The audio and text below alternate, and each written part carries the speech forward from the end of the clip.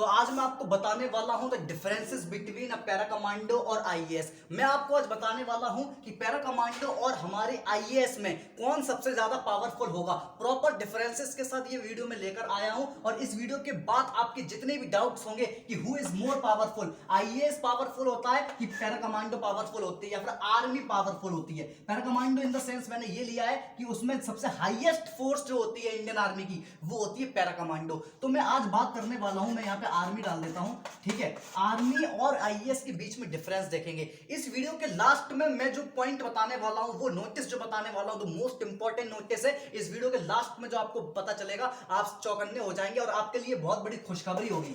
ये बहुत बड़ी खुशखबरी होगी कि आपको जो पता चलेगी आप इसके लास्ट में वीडियो में, ठीक है। तो एंड तक बने रहिएगा वीडियो में। चलिए आपको बता देते हैं पहला पैरा कमांडो और पैरा कमांडो या फिर आर्मी के जो कैडेट्स होते हैं और जो आईएएस के कैडेट्स होते हैं जो प्रिपेयर करते हैं। देखिए अगर आपको आईएएस बनना, सबसे पहला पॉइंट मैं बताता हूं, अगर आपको आईएएस बनना है तो सबसे पहले आपको क्रैक करना पड़ेगा सीएसई एग्जाम। सीएसई एग्जाम जो कंडक्ट करती है यूपीएससी, यूपीएससी कंडक्ट करती है हर साल यूपीएससी कंडक्ट करती है। इसकी जो फीस होती है एग्जाम देने की वो होती है 100 रुपए, मात्र 100 रुपए। सिर्फ 100 रुपए में अपनी मेहनत से आप आईएएस एक बन सकते हैं। अब बात कर लेते हैं डिफरेंस आर्मी के लिए। आपको अगर सबसे पहले करना है तो आर्मी में जाने के लिए आप दो तरीके से आर्मी को ज्वाइन कर सकते हैं, एक तो सोल्जर वाइज और एक ऑफिसर वाइज। तो मैं दोनों बताऊंगा। एनडीए से आप जा सकते हैं, सीडीएस से जा सकते हैं और एफकेट से आप जा सकते हैं। ये जितने भी एग्जाम हैं वो सारे ऑफिसर लेवल एग्जाम है, ठीक है। अगर आप सोल्जर बनना चाहते हैं तो आपका जीडी भी होता है, क्लर्क भी होता है, ठीक है, क्लर्क भी होता है, टैक भी होता है, टीए भी होता है। इन सब से आप जाकर ज्वाइन कर सकते हैं इंडियन आर्मी। अब ये तो थी पहली चीज। दूसरी बात करते हैं इसकी एलिजिबिलिटी क्या होगी। आर्मी के लिए क्या एलिजिबिलिटी होती है? सबसे कम जो एलिजिबिलिटी होती है वो 10th पास। जितने भी कैंडिडेट्स इनका जुनून है आर्मी में जाने का एक जुनून होता है। आईएएस के लिए तो रगड़ा होता है, ठीक है। मैं ये नहीं कहता रगड़ा होता है, बिकॉज मैं आपको बताऊंगा क्यों रगड़ा होता है। मैंने रगड़ा नाम का क्यों लिया है शब्द। यहां पर तो जो मतलब जो कुर्बान होती है, जो कुर्बानी देनी पड़ती है वो यहां पर इंपॉर्टेंट है, आर्मी में इंपॉर्टेंट है। आपसे मैं कमेंट में जरूर जानना चाहूंगा कि विच इज मोर पावरफुल। अभी जानने से पहले ही आपसे जानना चाहूंगा which is more powerful. 90 of the candidates will say that army is more powerful because ये बलिदान देते हैं और ये भी हमारे देश के लिए काम करते हैं, but in some cases they are not as powerful as अब जो हमारी आर्मी है, ठीक है। सेकंड बात, मैंने 10th पास की बात करी और इसके लिए आपको सीएसई क्रैक करना चाहिए और प्रॉपर ग्रेजुएशन चाहिए।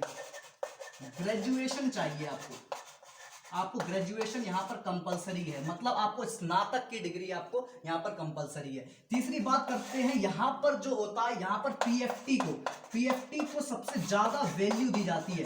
पीएफटी का मतलब है फिजिकल को। यहां पर आपकी जब तक फिजिकल को कोई भी टेस्ट हो, किसी भी तरह प्रकार का टेस्ट हो, हमारे जो आर्मी के बंदे होते हैं सबसे ज्यादा इंपॉर्टेंस आपकी फिजिकल की होती है। बट यहां पर जब बात करें तो यहां पर फिजिकल का कोई भी नामो निशान तक नहीं दिखाई देता। यहां पर जो आपकी कैपेबिलिटी है, जो मेंटल स्ट्रेंथ है वो ज्यादा इंपॉर्टेंट है। यहां पर जो आपकी मेंटल स्ट्रेंथ है वो ज्यादा देखी जाती है as compare to their physical strength. तो यहां पे कोई भी फिजिकल टेस्ट को मायने नहीं दिया जाता। फोर्थ पॉइंट बात करें, ये जिस राज्य में होते हैं ये किसी भी राज्य के नहीं होते। जो हमारे आर्मी होती है वो किसी भी राज्य नहीं होती, ये देश के लिए काम करती है, इनकी जॉब कभी भी खत्म नहीं होती, ये देश के लिए काम करते हैं, भारत को ऊंचाइयों तक लेने के लिए काम करते हैं, अपने देश को प्रोटेक्ट करने के लिए काम करते हैं। जब हम लोग बात करते हैं हमारे आईएएस की, ये किसी भी पर्टिकुलर स्टेट के लिए काम करते हैं। जिस स्टेट में ये तैनात होते हैं ये सिर्फ एक डिस्ट्रिक्ट के लिए काम करते हैं, उसको अच्छा करने के लिए काम करते हैं, ठीक है। ये किसी भी संयुक्त राष्ट्र के लिए काम करते हैं, ठीक है, अपने राष्ट्र के कुछ नियम पालन करने के लिए ये काम करते हैं। मैं आपको सबसे इंपॉर्टेंट बात करने वाला हूं कि अगर आपको आर्मी और आईएएस में सच में आपको अंतर देखना है तो सबसे बड़ा अंतर मैं आपको बताने वाला हूं।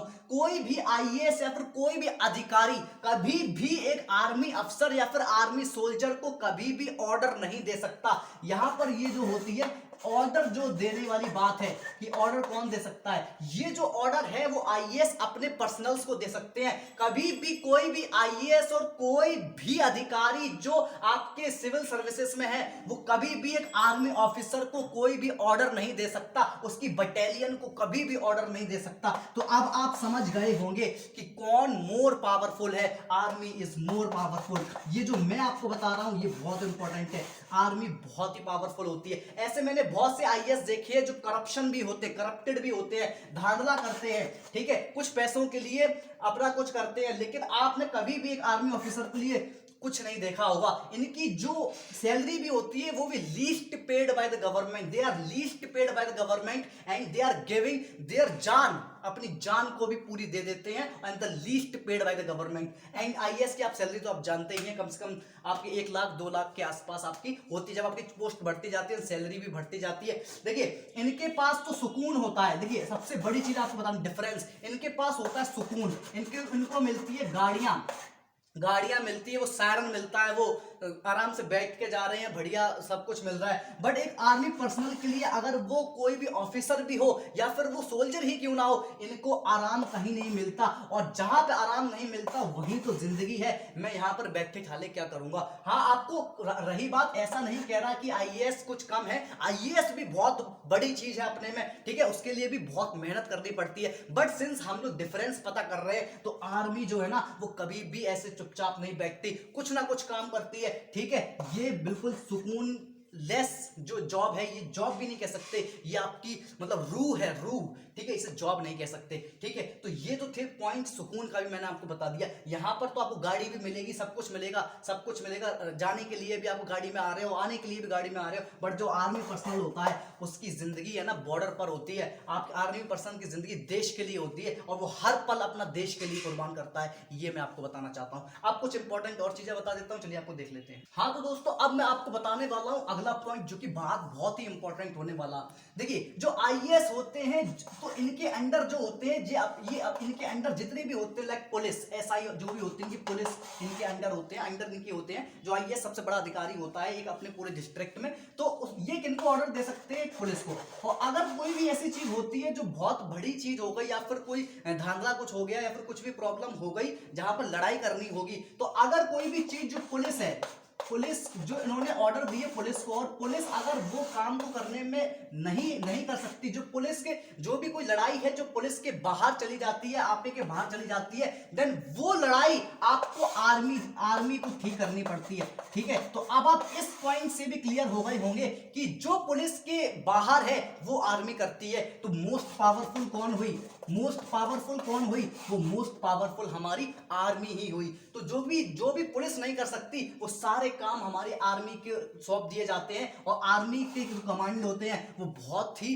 मतलब ताकतवर कमांड होते हैं। इसके बाद आपके जस्ट कमांडोज आते हैं, और कमांडोज में सबसे बड़ा आता है cobra commandos and all para commandos. ये सब उस मामले को जो भी पुलिस नहीं झेल सकती वो सब ये आर्मी को करने पड़ते हैं, आर्मी को मानने पड़ते हैं। तो दोस्तों ये थे कुछ पॉइंट्स जो मैं आपको बताने वाला था। एक पॉइंट आपको मैं जरूर बताना चाहता हूं कि जो आर्मी होती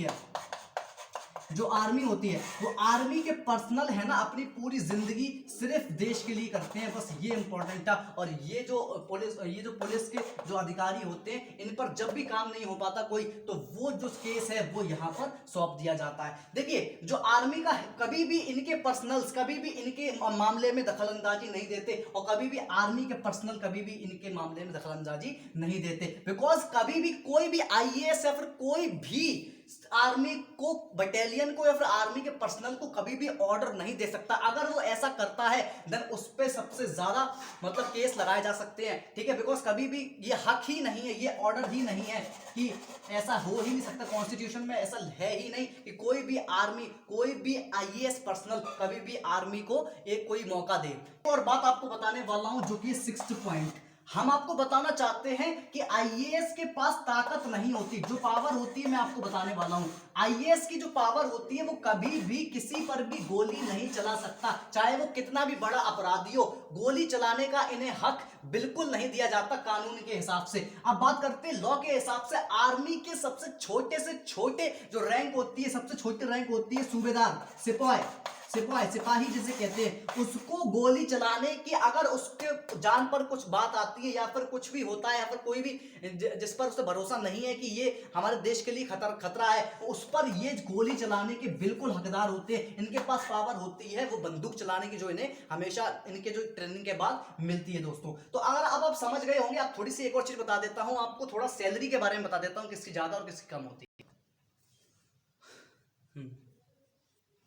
तो अब हम लोग बात करने वाले हैं दोस्तों 7th पॉइंट, उनके सैलरी के बारे में बता देंगे कि सैलरी किसकी ज्यादा किसकी कम होती है। मैं आपको बात करूं एक ऑफिसर, आर्मी के ऑफिसर की और एक आईएएस ऑफिसर की, इनकी जो सैलरी होती है वो फर्स्ट पे ग्रेड के हिसाब से वो दोनों की ऑलमोस्ट सेम होती है, ऑलमोस्ट सेम होती है, इसमें कोई भी वो नहीं होता। इसकी जो फर्स्ट पोस्ट होती है वो होती है लेफ्टिनेंट की, और लेफ्टिनेंट की जो सैलरी होती है वो होती है 56,000 होती है, और इनकी भी जो फर्स्ट सैलरी होती है वो होती है 56,000।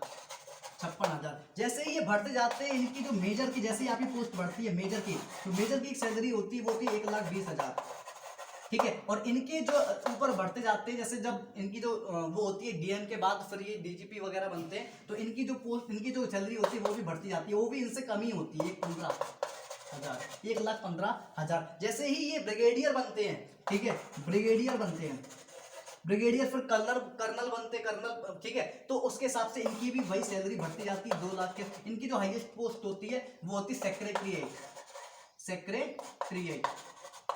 ये आपको इंपॉर्टेंट है। तो सबसे ज्यादा इसकी सैलरी होती है, एंड इनकी जो लास्ट सैलरी होती है जब ये बनते हैं चीफ मार्शल, ठीक है, चीफ मार्शल, जब मैं कह रहा हूँ COS, chief of defence staff जो बनते हैं, उनकी भी सैलरी 2 लाख के ऊपर, 2,25,000 के ऊपर होती है। तो सैलरी में कोई डिफरेंस नहीं होता, जितनी इनकी होती है उतनी इनकी होती है। पावरफुल के हिसाब से मैंने सारे पॉइंट आपको बता दिए। अब आप मुझे कमेंट सेक्शन में बताएंगे कि आपके हिसाब से इन पॉइंट्स को देखकर कौन पावरफुल हुआ, तो आप जरूर कमेंट में बताइएगा। हाँ, मैं आपसे बताना चाहता हूँ कि मैंने आपको एक नोटिस दिया था कि लास्ट की वीडियो में आपको नोटिस बताने वाला हूँ। देखिए, आज से आपको वीडियोस मिलेंगी, जैसे कि आपको पता है कि कोरोना के हिसाब से सारे एयरफोर्स के चाहे नेवी के सारे एग्जाम को पोस्टपोन कर दिया गया है, तो आपके पास अभी भी बहुत समय, मैं आपको नोटिस देना चाहता हूं। मैं तैयारी कराने वाला हूं आज से मैथ की, एनडीए को लेकर चलेंगे, सबसे बड़ी चीज है एनडीए को लेकर चलेंगे, और एनडीए के साथ साथ आपके एयरफोर्स को लेकर चलेंगे, और एयरफोर्स के साथ साथ आपके आर्मी के जितने भी छोटे छोटे एग्जाम होते हैं वो सारे क्लियर हो जाएंगे। मतलब जब आप बड़े की प्रिपरेशन करेंगे तो छोटे एग्जाम तो अपने आप आपके क्लियर हो जाएंगे। तो आपको अब शाम को वीडियोस मिला करेंगी, एंड आपके मैथ्स के ऊपर सारी सीरीज आपको मिलेंगी, सारे चैप्टर्स को मैं कंप्लीट कर दूंगा, सारे क्वेश्चंस को लगाएंगे,